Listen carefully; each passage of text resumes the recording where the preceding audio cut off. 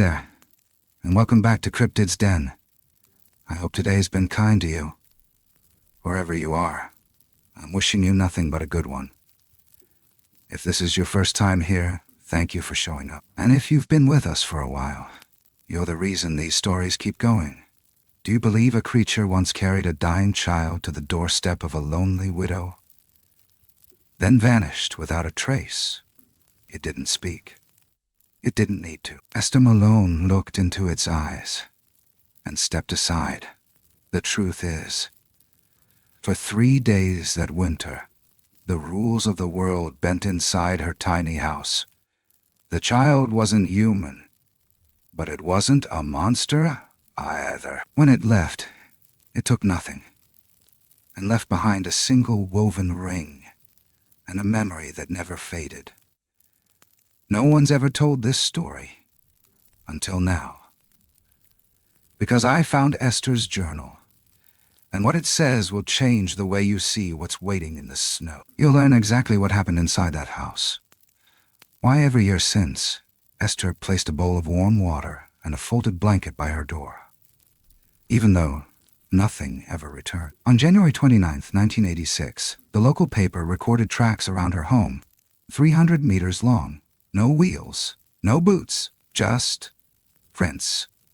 And the next day, she called a funeral home, though no one had died. If you skip this video, you'll never know what knocked on her door, or what might knock on yours one snowy night. If you were to drive through the outskirts of Forks, Washington, on an evening when the fog hangs heavy and the trees look like shadows of themselves, you might catch sight of a small wooden house perched on a rise they call Miller's Hill. People don't stop there.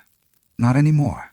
Most say it's empty now, that the woman who used to live there passed quietly sometime after the last snow. Muds who've lived in Forks long enough know better than to dismiss stories just because they're quiet. Her name was Esther Malone, a nurse in a war long past, a widow longer than that. No children, no family to speak of. Just a gray cat named Jasper, a rusting antenna radio that picked up more static than signal, and a heart that had long since grown used to silence. She didn't fear the woods the way newcomers did. Esther knew the rhythm of the forest, the slow exhale of its wind, the way its cold crept in without warning, but never without reason. In the years after her husband died, she rebuilt that cabin with her own hands. No one offered help, and she didn't ask. What people remembered most was the way she moved, like someone carrying memories too fragile to share. Folks respected her in the way people often do with those who've seen more than they should, and that's why, when she saved a child from a swarm of hornets near the forest line in 27, calm, barehanded, using nothing but leaves and a firm voice, no one questioned it. Esther Malone knew how to touch life just enough to keep it from slipping away. But what happened that winter, that was different. It had been snowing for hours, the kind of snow that muffles even your thoughts, where every branch holds its breath. The fire in her stove cracked gently, soft orange light flickering against the worn wooden walls. Jasper was asleep near her feet, and she was halfway through a paperback mystery with a missing cover when she heard it. A sound so faint it might have been imagined, but it wasn't. A scratch, not frantic, not animal, a single, deliberate sound. Fingernails, or claws, dragged softly across the back door. She froze, not out of fear, but because some sounds don't ask to be answered. They wait. Esther stood slowly, each step across the old floorboards creaking like a voice reluctant to speak. She reached the door, placed her hand on the knob, and for the briefest second, she hesitated. Then she opened it, and everything she thought she understood about the world shifted. The first thing she saw was a massive hand, too large for any man, covered in coarse dark hair, holding a bundle no bigger than a sack of flour. Inside the bundle, swaddled in cloth, worn smooth from use, was a child, pale, burning with fever, unmoving. And behind it, half blurred by falling snow, stood a creature that did not belong. 8 feet, maybe more, but then it tilted its head, and she saw them. Deep-set, amber eyes, ancient eyes, and in them was no threat, only exhaustion, and something like fear. Esther didn't scream, didn't question. She only stepped aside. The creature stooped to enter, as if ducking under the weight of something heavier than the roof. It crossed the threshold and gently laid the child down near the fire. It did not speak, but Esther heard something anyway. A presence, a pulse, a plea. The child was burning up, skin flushed, lips pale, breath shallow. Esther moved by instinct. Not just the nurse in her, but something older, something maternal, buried under decades of aloneness. She fetched water, herbs from a drawer, blankets. Her hands trembled, not from fear, but from remembering what it felt like to be needed. The creature knelt, silent, watched every motion. Then, slowly, it reached out. Not to the child, but to her. A hand, heavy and rough, rested atop hers. It did not grip. It only lingered. It gestured. A gesture? A thank you. No words, but older than the space where it had been was now empty. No sound of departure, no door creaking, no gust of wind. Just absence and the child. She stayed up all night, feeding it drops of warm tea, wiping its brow, watching for signs of recovery or worse. And at some point, she caught herself humming. A lullaby she hadn't sung since the war when she worked nights with the dying. A tune that once meant mercy. Now, it felt like a promise. By morning, the fever broke. The child opened its eyes once, dark, unblinking, and so impossibly old. It did not cry, did not speak, but looked at Esther with a gaze so still. It anchored something inside her. It was only later, days later, that she began to wonder. Why then? And how had it known she would say yes? But those were questions for a quieter time. Because what mattered that night was not what entered her home, but what she let stay. And that, perhaps, is the difference between being alone and being seen. Still, the strangest part was not the creature's silence, or even the way it vanished without a trace. No, the strangest part came days later, after the child had also disappeared just as quietly, just as suddenly, because on her doorstep, laid neatly as if placed with purpose, was a circle of braided vine, and a single feather, white striped with ash gray. And that, dear listener, is where the silence truly began. There are hills in Washington state that feel older than the land they're on. Miller's Hill is one of them. It's not the highest or the most remote, but it rises just enough to let the trees hush the world below it. And somewhere near the top, hidden behind cedar and alder, is a weathered cabin with one crooked chimney, a sun-bleached porch swing, and a patch of rosemary that refuses to die, no matter the frost. That's where Esther Malone lived, or more precisely, where she waited. Forks never had much of a reputation for neighborliness. People came for trees, for logging, or for the kind of quiet you can buy near Seattle, but no one stayed for long unless they had something to run from, or something to protect. Esther was neither. She simply stayed. She had her reasons, though no one ever asked. After her husband died in '91, she sold their home in Port Angeles and moved into the woods with nothing but a truck full of books, a cat she didn't name for weeks, and the old stethoscope she never quite got around to throwing out. Locals called her the nurse on the hill, or sometimes the widow wren, a mistake from a long-forgotten rumor that never got corrected. The truth was, Esther didn't care what they called her. She shopped once a month, paid in cash, and always brought back a sack of oranges and powdered milk. That and the occasional packet of chamomile. The woman behind the counter at Bailey's Market once asked if she had family visit. Esther didn't answer. Most of the time, she liked the silence. The kind that settled into your bones, that left space for memories to echo without judgment. But every now and then she'd catch herself pausing, mid-step, mid-breath. Like she was listening for something she hadn't heard in years. It was in that silence, in the hush of a January snow that felt too heavy for the season, that the night of the child began, and the days that followed would bend her solitude into something far more fragile. Before the child, before the creature, there had been a moment, small, almost forgettable.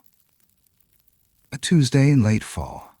Esther was walking near the tree line, Jasper trailing behind like a sentinel in fur. She found a scattering of small bones, bird bones maybe, arranged in a perfect spiral at the edge of the frost. At the center, a smooth river stone painted with what looked like a symbol, not a letter. Not a letter. Not a drawing. Something older. Something she shouldn't have known, but did. She didn't tell anyone. She never did. But she brought the stone home. It's still there, tucked behind a cracked jar of honey in the pantry.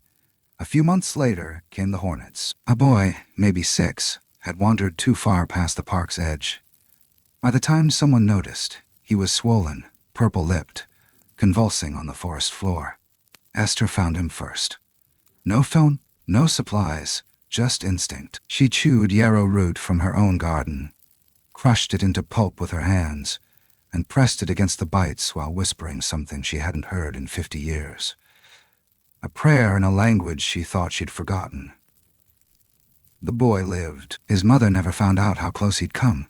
The Indians arrived too late to see what saved him, but from then on, the loggers who passed through started leaving her bundles of firewood at the end of her path. No note, no words, just the offering. She accepted it. But what happened that January? No one left wood for that. The snow started late that year. It came without wind, like someone had turned down the world's volume. Esther had been splitting logs when the first flakes fell, fat and lazy, drifting like ash from a quiet fire. By nightfall, the forest looked sealed. Nothing moved. No birds. No rustle. Even Jasper stayed near the hearth. The fire cracked loud in that kind of stillness. Esther sat with her feet wrapped in wool, a paperback in one hand, and her other resting absently on the cat's back.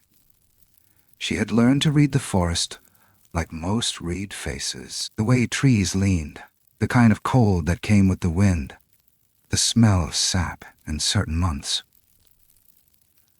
But that night, something was off. It wasn't a sound. It wasn't a sound, as if everything outside had decided to hold its breath. And then came the scratch. She would remember that sound for the rest of her life. Not for how loud it was, but for how deliberate. One scrape. Pause, then nothing. A message sent in silence. She didn't reach for a weapon. Instead, she stood, slow, methodical, like her body knew what her mind hadn't caught up to yet. She crossed the room, her breath hitching only once. The knob felt colder than it should. Not from the snow, but from something else, something ancient. When she opened the door, the cold hit her like a whisper. And there it was, the figure, a creature that should not have existed, standing in the snowfall like a statue made of muscle and dusk. One hand cradled the child. The other rested against the doorframe, too gentle for its size. Esther didn't see menace. She saw grief. And that shook her more than any threat would have. She didn't ask questions. She just opened wider and stepped aside. Hook! What kind of mother trusts her child to a stranger in the dark? And what kind of stranger accepts? The days that followed would redraw the lines of everything she believed was possible. The fire that night didn't warm the room enough. The creature left without a sound.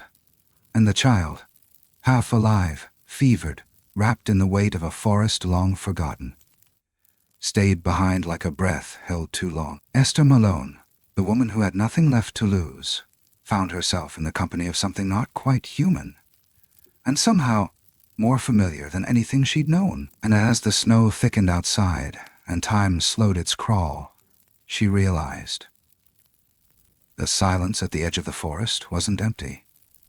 It had been waiting. The first thing Esther remembered about that night wasn't the cold. It was how unnaturally still the world had become. There were no distant owls, no creak of trees settling under snow. Even the wind, which usually weaved its way through the forest like breath through lungs, had stopped. The silence outside pressed against her walls like a held-in scream. And somehow, she knew before she heard anything that something was coming. She had been reading by the fire, the same spot she always sat in when snow fell too fast to bother shoveling. A frayed wool blanket covered her lap, and Jasper, her cat, lay curled beside her, twitching in a dream. The lamp gave off just enough light to turn the windows into mirrors. And then it happened. One soft scratch, barely a sound at all, like a branch brushing against wood. Then nothing. Not a second scratch, not a pause filled with waiting. Just silence. Esther looked toward the back door, heart ticking a little too loud in her chest. She didn't speak, didn't call out.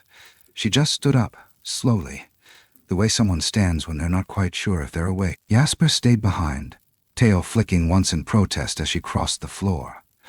The knob felt colder than the outside air, like something beyond winter had touched it. When she opened the door, her breath caught. The porch was covered in fresh snow, untouched.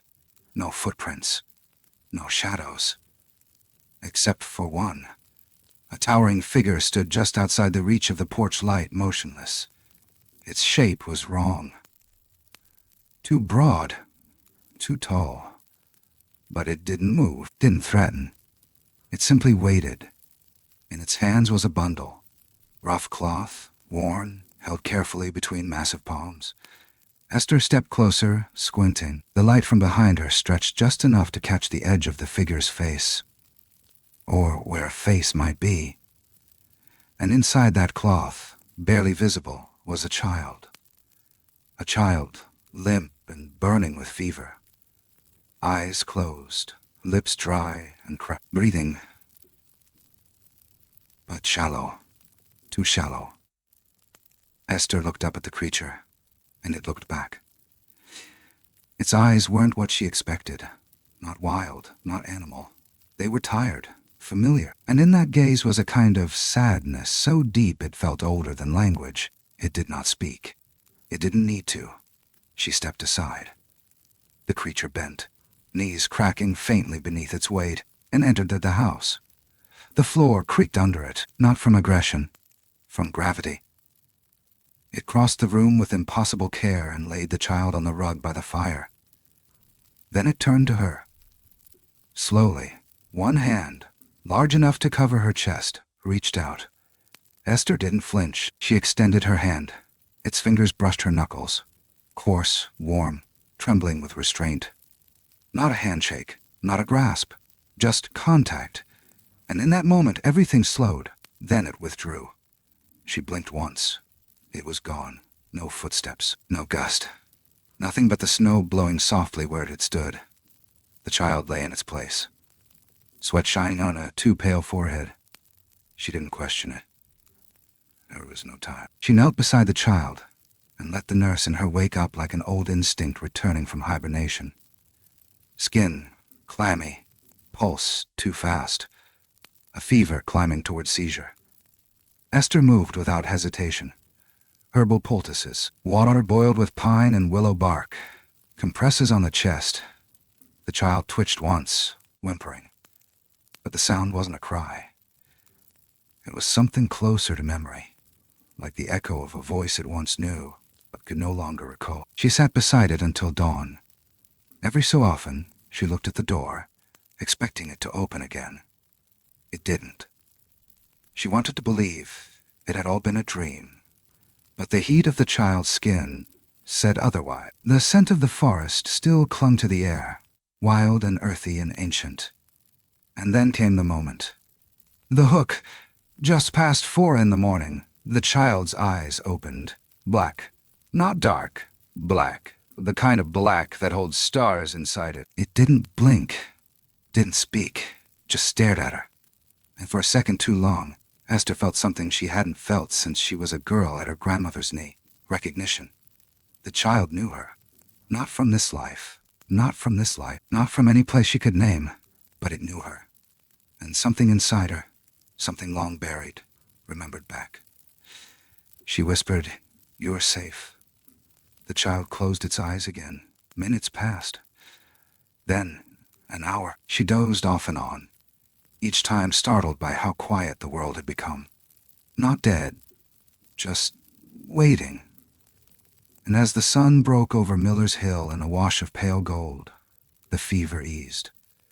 The child slept, peacefully, and Esther sat motionless, afraid to break the spell. But that peace, it wasn't the end.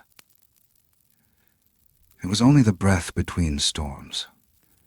Because later that day, Esther would realize something was still watching from the edge of the trees. Something that hadn't left.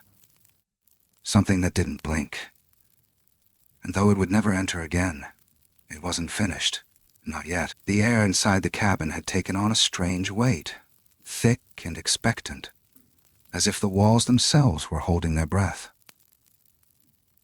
Esther knelt beside the child, her knees pressing into the old woven rug that smelled faintly of ash and pine. The fever had taken hold, hot enough that her hand recoiled at first touch.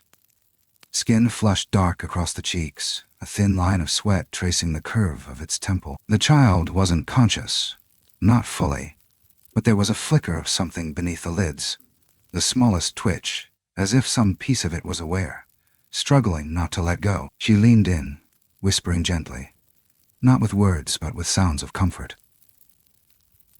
The kind a mother might hum in a hospital ward at 3 a.m., when no one's watching and the hope is thinner than breath. Jasper watched from a distance, ears back, tail stiff. Even the cat knew this wasn't just a sick child. There was something in the room now that didn't belong. Or maybe something that had always belonged, and simply hadn't been seen in a very long time. Esther moved quickly. Years of medical training still lived in her muscles, even if her mind had grown soft from solitude. She fetched clean cloth from a drawer, brought the kettle to a low boil, and added bits of yarrow, crushed elderflower, willow bark, plants she'd kept more from habit than belief. But tonight, belief was all she had left. The child didn't stir. Esther dipped the cloth into the tea, then pressed it gently to the child's neck, the inside of the wrists, the soles of the feet. Pressure points, she remembered. Old ways her grandmother used, whispered in kitchen corners when doctors weren't around. Esther had laughed at those stories once. She didn't laugh now. Look, somewhere beyond the window, she thought she saw movement. Not from the woods, from the shadows between the trees. Watching, waiting. The same eyes from the porch, still there. Not gone, never gone. The fire snapped sharply, as if reacting. The light cast shifting gold across the child's face, revealing bruises that hadn't been visible before. Faint, almost fingerprints, as if the child had been carried far and gripped tightly. Not out of malice, out of desperation. Esther spoke again, voice low. "You're safe here." There was no answer, but the air warmed slightly. Not from the fire, from something else. Something older. She felt it near her spine, a weightless hum, like the room was vibrating at a frequency only part of her could hear. The hours passed without time. She changed the cloth, checked the breath. The child's chest rose and fell shallowly, but it was steady. That alone gave her something to cling to. It wasn't dying, not yet. At one point, her hand brushed its arm, and the child flinched. Not violently, not out of fear, more like recognition. Its eyes opened again, slower this time. No longer solid black, but deep brown, with flecks of gray that shimmered in the firelight. They locked onto hers with such intensity that Esther had to steady herself. In that gaze was history. Loss. Something carved into the soul and too old to have come from someone so young. She didn't ask where it came from. Not yet. She wasn't ready for the answer. Instead, she wrapped it in one of her old quilts, soft with wear, the same one she used during her husband's last winter. And when she sat beside the fire again, she left her hand resting lightly on the child's arm. A tether, a promise, and then, just as her eyes began to close, it happened. The child whispered. One word, barely audible. Meh. Esther froze. Her hand tightened slightly, involuntarily. She leaned closer. What did you say? But the child was already asleep again. Later? Minutes? Hours? She realized the door hadn't been locked. She went to it slowly. Opened it an inch. No one was there. But something had been. On the edge of the porch, where snow had melted slightly, a single footprint the size of her torso pressed deep into the ice. Not human, but not entirely beast. And near it, placed gently, purposefully, a small clump of moss wrapped around a bundle of dried herbs, the same kind Esther had been using, the same ones she hadn't taken outside. An offering, or a lesson. She didn't know which. When she returned to the child, it was breathing more evenly. The fever had broken, for now. But Esther knew, deep down, that nothing was healed. Not truly. Whatever world this child came from, it hadn't let go, and whatever had delivered it to her door hadn't done so out of panic. It had done so out of trust, and that terrified her more than anything. By the time the first thin light crept through the fogged windows, Esther hadn't slept in nearly 30 hours. She sat in her rocking chair, wrapped in the same quilt that now covered the small body lying before the fire. And though her bones ached and her eyes burned, she couldn't bring herself to close them. The child's breath was soft now, measured, almost peaceful. The flush had drained from its cheeks during the night, and its skin no longer radiated that terrifying heat. But Esther couldn't shake the feeling that something was holding still too long, that the calm wasn't rest, but retreat. She leaned forward slowly and brushed a strand of hair off the child's forehead. It was finer than she expected, almost silken, and under her fingertips, the skin was cool, not cold. Not cold, cool like river stones before the sun reaches them. The fever had broken. That should have comforted her. It didn't. She glanced toward the door. The porch outside was bathed in dawnlight, blue and silver with snowdrift shadow. She rose quietly, not to check the door but the window beside it, peeking through a slit in the curtain she rarely used. The snow was pristine, untouched. Still no footprints. Still no sign of the one who had brought the child to her. But the forest felt different. As if something had drawn back into it. As if the eyes she thought she'd felt last night had finally closed. She turned back toward the fire.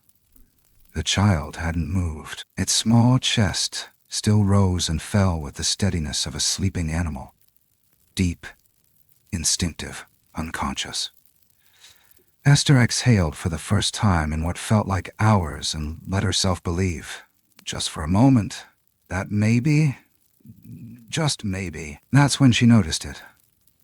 The corner of the blanket. Folded. Not rumpled, not tossed. Folded. She hadn't done that. She was sure of it. Esther's mouth went dry as she dropped to her knees beside the child. She pulled back the top of the quilt. Nothing. Gone. No warmth. No weight. No trace. No door had opened. No window had creaked. She had heard nothing. Not a whisper. Not a breath. Jasper remained curled up near the stove, eyes closed, completely undisturbed. And yet the child, this being who had clung to life so fiercely just hours ago, had vanished without a sound. Esther's hands began to shake. She pulled the quilt into her arms, searched underneath it, beside it, as if somehow the child had simply shifted out of view. But there was no imprint, no indentation in the rug, only the folded blanket, left behind like a pressed flower between the pages of a forgotten book. A sharp gust rattled the back door. She turned quickly, heart stuttering, but nothing was there. She opened it anyway. Cold wind slapped her cheeks as she stepped onto the porch. Her breath hung in the air, heavy and white. That's when she saw it. Placed on the threshold, right beside her old rubber boots, was a ring of woven vine. Fresh, green, bound tightly into a circle no wider than her palm. Inside the ring, tucked like a secret, was a feather. Not bird white, not raven black. It was mottled silver and ash, long and soft as dust. An offering, a goodbye, a memory pressed into shape. Esther knelt slowly, her knees sinking into the cold, and picked it up with both hands. The vine was warm. She stared at it, then at the forest beyond. The snow-covered tree line blurred under the low winter sun. Nothing moved, but deep in her chest a sensation bloomed, a certainty she couldn't explain. The child hadn't been taken. It hadn't escaped. It had been retrieved. Look, the child wasn't just brought here for healing. It had been entrusted to her, temporarily, and something had decided the time was up. Back inside, she placed the vine ring gently on her kitchen table. She didn't touch the feather again. Somehow it didn't feel like it was hers to hold. The rest of the day passed in a fog. She made tea. She sat in the rocker. She watched the light move across the floor. And when dusk came, she lit a single candle instead of turning on the lamp. And when night fell, she sat again by the fire, hands folded, the folded blanket still beside her. She expected to cry. She didn't. Because deep down, she didn't feel grief. Not exactly. She felt like a chapter had been read aloud to her, then sealed before she could turn the page. Like someone had whispered a story into her hands, and then vanished before the ending could be told. She stayed awake well into the night, listening. But the forest stayed silent, and that, more than anything, told her the story wasn't over. Esther didn't leave the cabin for the next 48 hours, not because of fear, and not because of the snow. Though it continued to fall in slow, dense sheets that buried every trail and silenced every path, she stayed because some part of her believed that stepping outside might break whatever delicate thread had been spun inside her home. And she wasn't ready for it to unravel. The child hadn't returned, but its absence hadn't left the room empty. The silence that settled in its wake wasn't hollow. It was aware. It pressed into the corners like breath held too long. Esther could feel it watching, not with eyes, but with memory. The room remembered the child. The air still held its weight. She found herself checking the front step every few hours. Not for the child. For anything. For footprints. For a shadow that didn't match the trees. For a sign that the presence she had felt hadn't entirely retreated. But each time, the only thing waiting was cold and wind, and the soft, dry crunch of settling snow. Inside, she lit the stove, not because she needed the heat, but to give her hands something to do. She brewed tea, swept the same spot 3 times, rearranged jars that hadn't been touched in months, and still, her eyes drifted toward the rug, where the child had lain. The impression of that small body had disappeared, but she saw it anyway. Felt it like a bruise under skin. Later that night, she sat with the quilt folded beside her and the woven vine ring resting in a bowl of warm water on the table. The feather remained untouched.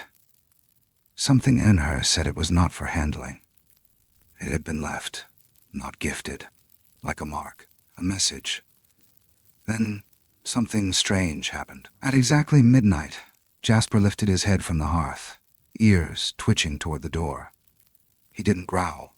He didn't run. He stood, silent, tail low and still, and stared. Esther followed his gaze. Nothing moved. No knock, no scratching, just a feeling. Like something was waiting for her to acknowledge it. She rose, opened the door. The wind had stilled. The trees beyond were silhouettes, black veins against an ivory sky. And on the step, in the exact spot where the child had once been carried across the threshold, sat a second offering, a small object, twine-wrapped, woven leaves, bone-dry. Inside, tucked delicately, was a single stone, smooth, round, marked with 3 lines etched deeply across the surface. Not carved by blade. By claw, maybe, or time. Esther didn't pick it up. Not yet.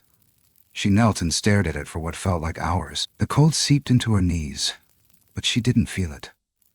What she felt was a question. "Why me?" She whispered it into the air. No answer came. But the stone was warm. Just like the vine had been. Not hot. Not glowing. Just warm enough to feel like it remembered the child too. Hook. The gifts weren't for gratitude. They were breadcrumbs. And they meant something else was coming. The next morning, the stone was still there. She brought it inside, set it next to the feather, and wrapped it in cloth. The symbols haunted her. She didn't recognize them.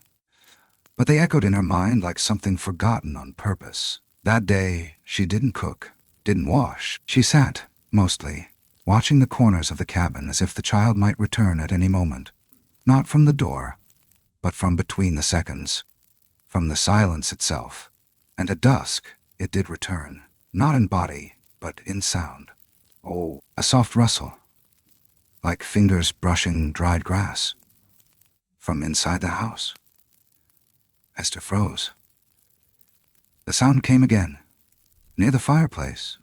She turned, slow, deliberate. Nothing, but on the rug, where the child had once rested, a new shape had formed in the ash. Not a footprint, not a body, a spiral, drawn with precision. Too perfect to be accidental. She didn't touch it. She sat beside it and whispered, "If you can hear me, you're not alone." The spiral held.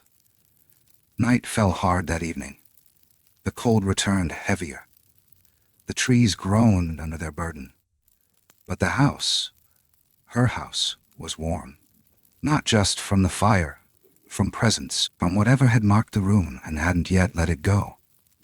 She stayed up again that night, not because she feared the dark, but because part of her, for the first time in decades, didn't want to miss what might come next. It was the 4th night since the child had vanished. Esther hadn't spoken a word aloud since then.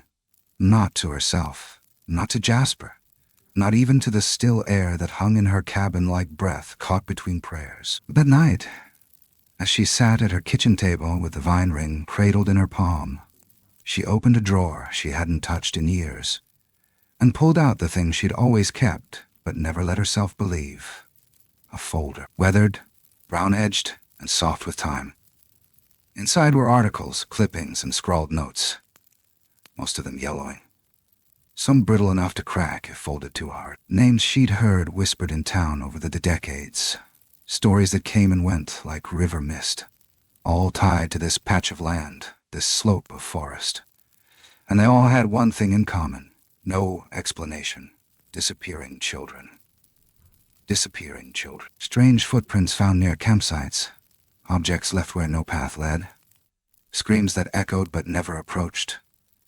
She had gathered them during her first few winters on the hill. Back when she still told herself she was just curious. Back before she learned that curiosity and intuition weren't separate things. She spread them out now like a puzzle, pieces of something that had always been missing a center. 1975. Boy vanishes from a picnic ground near Forks. Found 3 days later, curled at the base of a tree, shivering and mute. He never spoke again. 1989, couple reports seeing something tall and covered in fur, carrying what looked like a sleeping child down by Thunder Creek. Authorities blame a bear. No child ever reported missing. 1996, local hiker finds a set of carved stones arranged in a perfect circle, surrounded by deer bones picked clean but unbroken. No predator signs, no drag marks. The stones were warm to the touch. Hook. In one old clipping from 1923, the name Miller's Hill appears, not in reference to the land, but the woman who first settled it. Esther didn't know her, but the story said this: a widow named Alice Miller, known for her knowledge of plants and remedies, reportedly vanished during a storm. Locals claimed she was seen days later in the woods, walking beside a tall, fur-covered figure, hand in hand with a child who did not blink. Esther's pulse slowed as she read, not because she was calm, but because the blood seemed to stop moving, as if her body needed to listen more than it needed to live. She sat back. Let the silence deepen. The fire popped once behind her, a sharp report in the stillness. She didn't turn around. Instead, she looked out the window, where the trees swayed in a wind she could not hear. And she remembered her grandmother's stories told in thick accented whispers during summers back east. The Watchers, she'd called them. Spirits, guardians, beings who lived not in the woods, but with them. Who moved only when something precious was threatened. Who never spoke, but always remembered. The Quinault tribe had another name. The Old Kin, not monsters, not even myths. Just ancient protectors, but also judges. They chose who to trust, who to test, who to mark. Esther had always thought the stories were metaphors, until the child, until the vine, until the feather that shimmered silver in her candlelight like frost and smoke. She reached for a book she hadn't opened since 1974, a field journal from a ranger named Dalton Briggs. He'd written about finding a nest high above Lake Crescent. Not bird, not bear. Massive, insulated, woven with sap and bark. Inside it, a smooth rock with a spiral scorched into its surface and a child-sized blanket that looked woven, not stitched. Animal hair. Possibly human. The journal had been dismissed, his claims buried. But Esther had copied every word. Now, as she stared down at the feather and the spiral stone on her table, she understood something she hadn't before. They weren't watching her. They had remembered her. For what? She didn't yet know. The spiral drawn in her fireplace ash wasn't a warning. It was a name. Or perhaps a door. The wind picked up. This time, she could hear it. It sang through the cracks in the cabin walls like a voice with no mouth, a vibration low enough to hum against her spine. She didn't move, she whispered. I remember, too, outside, something passed by the window. No footfalls, just the shape of motion, like the air had learned to walk. Esther didn't rise. She didn't need to. The stories weren't coming back to her. They had never left. They had simply been waiting for her to be quiet long enough to listen. The winter of 2014 had been mild, unseasonably warm. The locals had said, rain instead of frost, gray skies instead of silver. But when the storm came that January, it came like something had remembered it was supposed to. No warning, just snow. Thick, fast, relentless, and in that white silence, something else returned. Something Esther hadn't spoken of in 10 years. She had never told anyone about the child. Not a soul. Not the women at Bailey's Market, not the new sheriff with his polite smiles and questions about property lines. She had locked it away like a fragile artifact, too precious and too dangerous to expose. But when that first snowflake landed on her porch and melted without a sound, she knew this winter wasn't about forgetting. It was about remembering. She began to see things again. Not hallucinations, no. These were sharper than dreams. Shapes that moved between trees without sound. flickers at the edge of her vision that disappeared the moment she turned. Once, in the reflection of her kettle, she saw a set of eyes that weren't hers. Amber. Familiar. Watching. Waiting. For weeks, she ignored it. Went about her life with a stubborn calm. But then came the footprints, not in the snow. In the house. They appeared one morning. Small, wet, and impossibly clean. Bare feet, child-sized, across her kitchen floor. From the back door to the rug in front of the fire. No sign of entry. No snow disturbed outside. Just prints. As if something had stepped through a world she couldn't see and arrived without needing to pass through doors. She followed the prints. They stopped at the rug, right where the child had once laid. That night she couldn't sleep.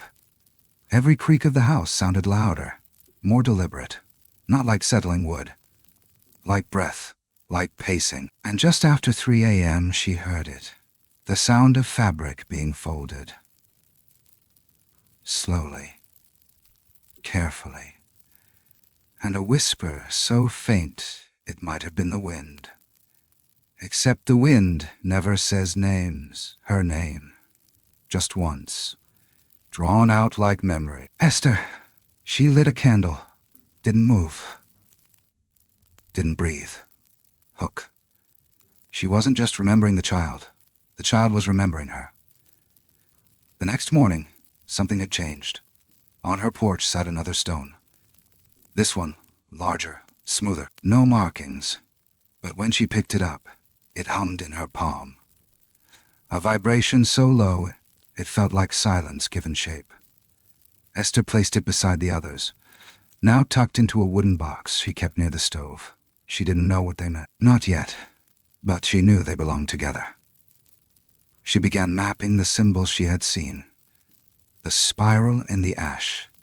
The scratch marks on the gift stone. The arrangement of bones from a photo in the ranger's journal. When placed side by side, they formed something more. Not a language exactly. Not math. Something older, directional, layered, intentional. And one night as she traced the spiral again, it hit her. They were end warnings. They were coordinates. Not for a place. For a time. A specific moment. A returning. A reopening.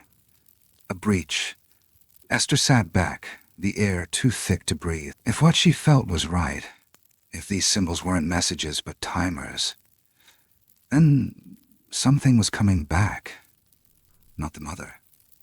Something larger. Older. She remembered something else then. Something she hadn't let herself think about since the war. The way certain soldiers would talk about thin places. Places where the veil between here and not here got stretched. Where radio signals warped and men went quiet. Not because they were afraid, but because they could feel they were being watched by something that didn't blink. Something that didn't need to. This house had become a thin place, and the storm that had returned this year, it wasn't weather. It was a curtain, lifting. That night the fire refused to light. The matches worked. The wood was dry. But the flame wouldn't catch, as if the house itself had decided warmth was no longer the point. She didn't sleep. At dawn, a bird landed on her porch railing. Not a local bird, not anything she'd ever seen. Its feathers were the color of smoke and ice, and around its ankle was a tiny thread, woven vine, wrapped twice. She opened the door. The bird didn't move. She held out her hand. It dropped something into her palm. A tooth. Small. Smooth. Not human. When she looked up, the bird was gone. She closed the door without thinking. Sat down.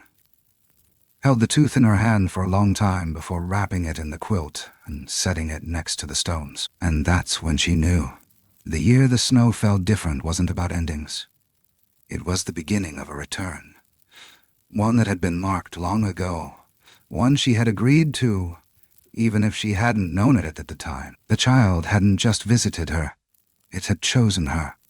And whatever came next, she was already part of it. Every year, since that night, on the 29th of January, Esther Malone placed a bowl of warm water and a folded blanket outside her back door. No announcement, no ritual, no explanation. She never told anyone. Not the mailman who asked why she always shoveled a perfect square in the snow just before dusk. Not the neighbor's grandson who once spotted the bundle from the road and thought it was for a stray animal. It wasn't, and she wasn't waiting. She was remembering. The bowl was always the same one. A cracked ceramic dish from her wedding set. The last of its kind after the others had chipped away through decades of quiet meals. The blanket was one she'd knitted in 2005, before arthritis made her fingers stubborn. She had never used it, never needed to. But that night, when the wind settled and the light faded into that colorless blue just before full dark, she folded it again, corner to corner, smooth and careful, and set it on the porch beside the steaming bowl. Not because she expected someone, not because she hoped. Because some part of her still carried the weight of that child's breath against the firelight. And some promises don't end just because they've gone quiet. This year, the snow was different again. Heavier, more deliberate, if snow can be that. It fell as if it knew the time, as if it too had been marking the days. Esther sat in her rocker, the box of stones and feathers and threads beside her. She didn't have to. She didn't have to. Each piece had been laid by something that knew her name before she had ever spoken it aloud. Something that had touched her world not to frighten, but to ask, to invite. And she had said yes. She still didn't know to what, but she had said yes. A few minutes past midnight, the wind pushed against the cabin like a hand testing the frame. The fire flickered low. The cat stirred. The shadows lengthened in a way they hadn't since the first year. And then, nothing. Not silence, not peace, something closer to attention. She stood. The door opened without a creak, like it knew this moment had waited too long to be noisy. The cold bit at her cheeks, but she barely noticed. The blanket remained untouched. The bowl was half frozen, steam now thin as breath. And beside them, only this time, something new. A second bowl. Same shape. Different material. Stone, carved. Heavy. Inside, a folded strip of hide, and on it, drawn in charcoal or ash, was the spiral again. But this time, inside the spiral, a mark. A shape that wasn't there before. Not a warning, not even a message. A mirror. Look, the mark was hers. She didn't remember it. Not clearly. But when she touched her wrist, low near the bone, she felt something under the skin. Thin, raised, barely there. Not painful, just familiar. As if she'd been part of this longer than she knew. As if she'd been part of this longer than she knew. As if her life hadn't led her to that winter night, but had been chosen by it. Esther didn't speak. She didn't move the stone bowl. She simply knelt beside it, and for the first time, in 10 years of folded blankets and untouched offerings, she whispered, "If you need to return, I'll be here." The forest didn't answer. The snow didn't shift. But the air warmed, not by temperature but by presence. And then, as gently as it had come, the moment passed. The wind returned. The fire behind her hissed with a fresh pop of sap. Jasper meowed just once. And she rose, not because it was over, but because she understood. It never really would be. The child hadn't been a visitor. It had been a thread, one woven through time, through generations, through silent women on hills no one dared disturb. One bowl, one blanket. And a story no one else would believe, but someone had to remember. Sometimes, the quietest stories are the ones that echo the longest. The ones that don't shout to be remembered, but settle into the corners of the heart and stay there, like old light at the edge of a forest path. There are things in this world that won't ever fit neatly into science or history books. Things that live in the hush between seasons, in the breath held just before snow touches earth. And maybe that's where truth hides, not in facts, but in the spaces between them. In the way the hair on your arm rises when the wind shifts direction. In the feeling that you're not alone, even when no one else is there. Not everything that matters leaves evidence. Not every miracle arrives with thunder. There is a kind of grace in mystery, a kind of reverence in not needing to explain. Because sometimes what matters most is not what you saw, but how it changed you. Not what visited, but what it left behind in your soul. A gentleness, a question, a promise. And maybe the most sacred acts aren't loud or grand. Maybe they're quiet kindnesses we offer without being asked. A bowl of warm water on a cold night, a folded blanket, the choice to open a door, not because you understand what's waiting, but because you trust that it needs you. Some doors once opened, never fully close again. And maybe that's the point. Maybe we're not meant to seal everything away. Maybe some stories are meant to drift, to find people who need them, to remind us that wonder doesn't end when we grow older. It just changes shape. It becomes more subtle, more profound. Like the love between strangers who never speak, like the understanding between worlds that barely touch. If you've ever felt that your life brushed up against something unexplainable, something ancient and tender and real, you're not alone. And maybe, just maybe, those moments are gifts, not to be solved, but to be held, to be remembered. Because in the end, we are all caretakers of something we can't fully name. A memory. A connection. A bit of light in a world that forgets too easily. Thank you for sitting with this story, for listening in the quiet. If it stirred something in you, left you wondering, remembering, or just feeling a little less alone, we'd love to hear from you. Leave a comment, share your thoughts, and if you haven't already, follow and subscribe to the channel. There are more stories waiting. Some true, some maybe more than true. And all of them, like this one, are yours to keep.